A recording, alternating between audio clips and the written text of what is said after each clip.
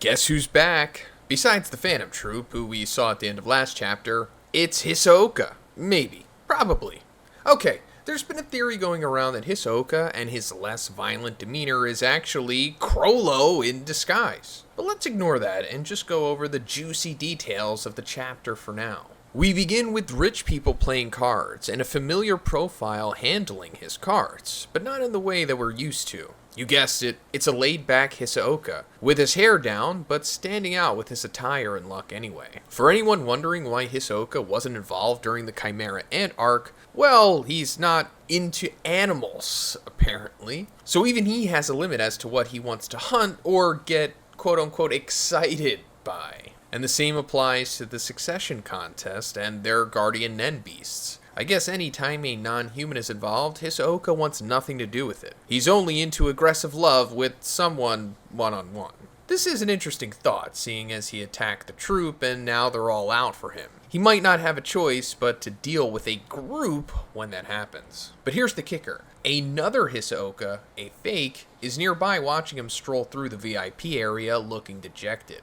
It's none other than Bonolenov, disguised as him. So sure, we weren't right about it being Chrollo, but we were right to think it was a fake. In a flashback, we find out Chrollo gave Bonolenov the order to do that. And he knew someone like HISOKA or the troop would draw the attention of the Mafia families, but they couldn't recruit them without shifting the balance of each group. So instead, they'd offer a room in Tier 1 among the VIP guests, which is exactly what happened. But the thing is that HISOKA or another fake? See, now, knowing that Bonolenov can transform further leads us to think that another fake could be roaming around. And it might not be Chrollo, but it could be Illumi, Killua's brother, for the right incentive. If this is the true HISOKA though, invited by a prince like Chrollo predicted, then Bonolenov was right to hide from him. Oh, also, let's call him Bono for now, or Bono. Bono's that guy from U2, so I'll say Bono.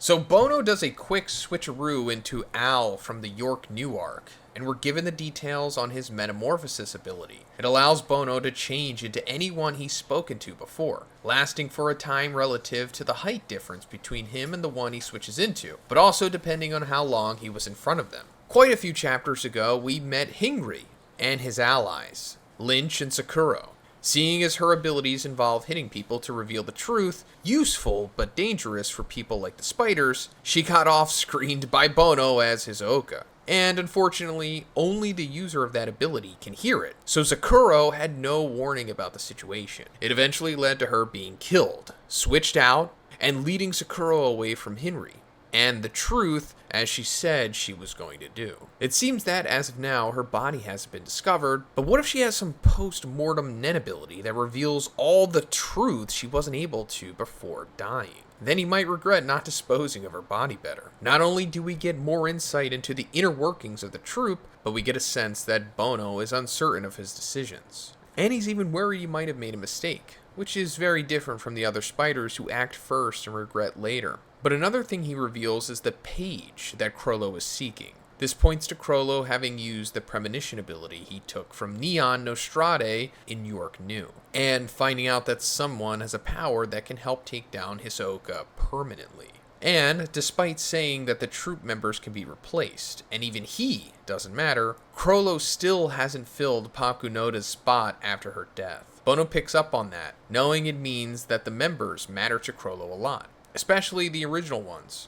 So whenever they kill HISOKA, if they do, then the spiders may cease to exist as a group. But let's take a step back into the troop's past. Remember how one of their precious friends was cut up and thrown into a bag like garbage? Well, it turns out 10 years ago, the man and organization in charge of that gruesome act was slaughtered by Chrollo and the troop. Not only was he in charge of a child welfare nonprofit, but he was respected as a philanthropist. On the upside, they haven't been able to find the ones in charge of his death, and it'll probably remain that way. After that, we finally get back to Nobunaga, Finks and Phaeton, and they're prepped to attack the Hell Lee family. But before then, they have to talk with Kenny Wang and Tejao of the Sha'ar family, temporary allies. Previously, Nobunaga wanted to confirm something about the Hei Lee family, and it happens to be whether or not they're the actual Mafia family. It becomes even more suspicious when we find out that Morena only came to power recently, so it's possible she kicked off the previous boss and changed how they work entirely.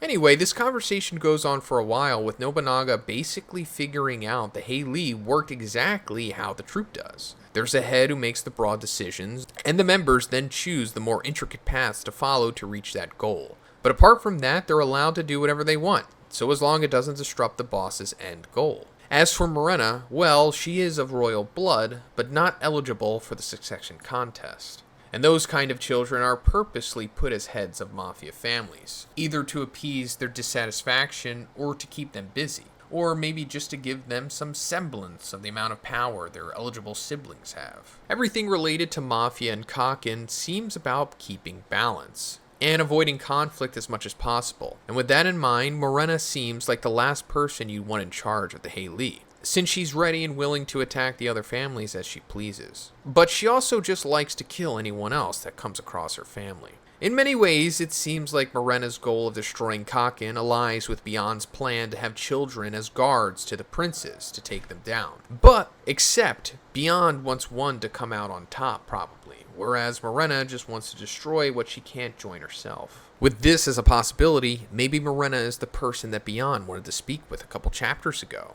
We still haven't found out who that person was. Back to the troop and the Cha'ar family, though. Since they're all not interested in being killed off, it only makes sense that they would work together to eliminate the Hei family instead. Survival is just as important as following urges and desires. Something to pay attention to is how Wang speaks to himself about Morena needing to be more careful. Whether this is a hint that he's playing both sides or that he's looking forward to her being trapped by the spiders, we can't say yet. But he also mentions her having to play her Joker sooner than planned. Now, there's a few things this could refer to.